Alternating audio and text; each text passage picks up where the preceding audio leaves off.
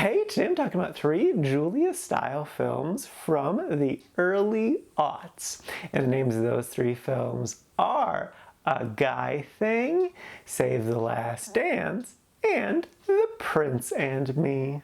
First up is A Guy Thing. This is a 2003 film starring Jason Lee, and the basic premise is Jason's about to get married and he's at his bachelor party. But wouldn't you know it, he seemingly sleeps with one of the erotic dancer type people. And he feels really bad about this because, you know, he just cheated on his fiance. And to make things worse, the woman that he cheats with keeps popping up and maybe has a familiar connection to his fiance. And this movie is actually pretty good. I really enjoyed it. Don't get me wrong though, it definitely has its flaws, but it's a good overall experience. First off, Jason Lee is very charming. He makes a very, very good lead. And even though he does do some shitty things, most of the time him doing shitty things is at the encouragement or because of other men, and it's against his own better judgment. So I liked that even though he's kind of a terrible person, and it is his fault, it's not entirely his fault. It's just he hasn't surrounded himself with the best people. And maybe he's trying to fix that. Julia is great. She's very charming and cute and her own fun thing. Selma Blair is also in this and I really enjoyed her. I would say like the weakest part of this movie is definitely the very end. Like it's clear what's gonna happen at the end. You're not surprised there. And I do think like Jason Lee gave a decent monologue at the end, but I think it's more so like the reaction to the monologue wasn't the best. Plus I don't feel like they really fully acknowledged like his shitty behavior and him trying to make amends for his shitty behavior. That like the guy things that he does throughout the film are things that didn't like doing and feels bad about. Like he didn't really acknowledge that to fully redeem him. I'm not surprised they didn't meet my standards for that, so it didn't really take a lot away from the overall experience. So I still had a really good time. So yes, I would recommend this movie, but a little bit cautiously just because there are some things that just, you know, haven't aged the best in the film. And the main character is a bit slimy at times, though he's not a bad person. He's just kind of doing some bad things because of bad influence, which is still his own fault, but you know, there's some separation there. So yes, good film, would recommend.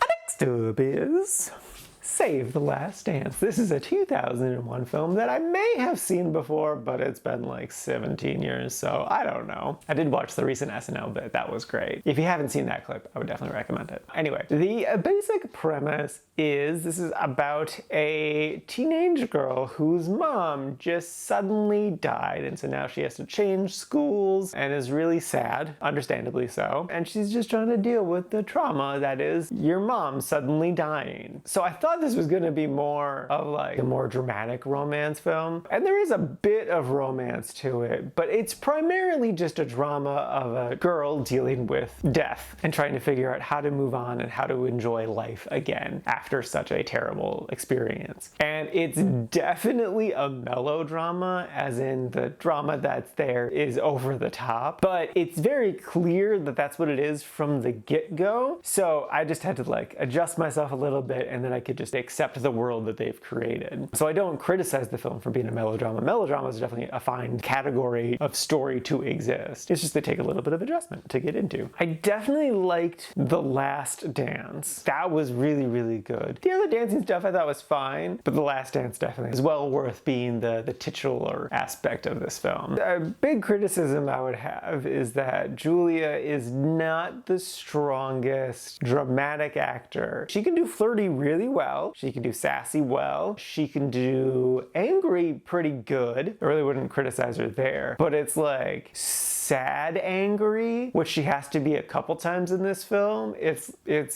Whew. She's trying. And like, to her credit, she's like in her early 20s, so like, I don't fault her for it. That's a hard skill to have, especially so young, but it does take away from the experience for sure. A standout of this is definitely Kerry Washington. I enjoyed her a lot and could have used a bit more, to be honest. But yeah, I would say overall, I definitely enjoyed myself, and I would recommend this film as well. It's definitely a solidly made film. But again, it's a melodrama, so like, you gotta set yourself up for success with that and be emotionally prepared for an over-the-top drama. But no, it's good. I enjoyed it. And lastly is The Prince and Me. This is a 2004 film. I wanted to watch it because it's set in Wisconsin and I'm from Wisconsin, and there's just something about like Wisconsin references, local references that just like click something in my brain that make me go, yeah! So yeah, anyway, the basic premise is this Danish prince is very immature even though he's like 28. And so he sees this Girls Gone Wild video that's set in Wisconsin. So he's like, yo, parents, can I go to Wisconsin for reasons? And they're like, no. And he's like, I'm gonna do it anyway. So he does. And there he meets Julia Stiles. And after about 2 minutes of talking to her, he's like, yo, can I see your boobs? And she's like, get.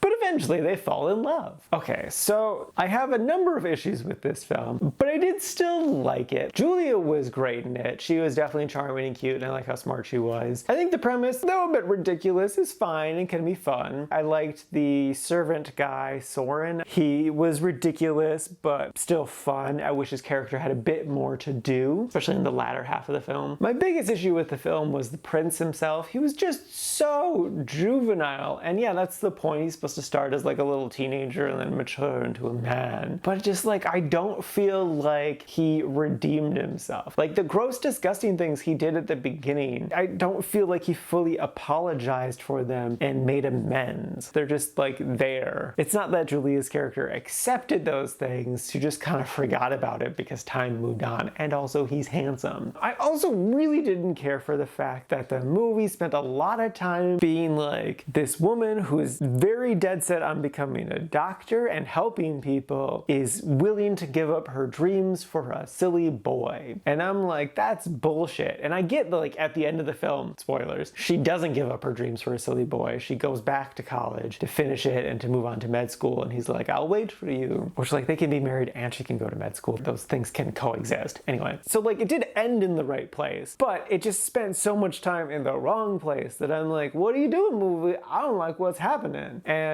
yeah, didn't leave me with the best feeling. I know I'm mostly complaining about this film, but I did enjoy it. It wasn't the worst. I liked it. It's in the liked category, so it's middle of the road, and I feel like that's a fair place to put it. Would I recommend it? If you have nostalgia for it, sure. And if you're from Wisconsin, yeah, why not? But if you don't have either of those things, I think it's an okay movie to skip. So yeah, I'm done now.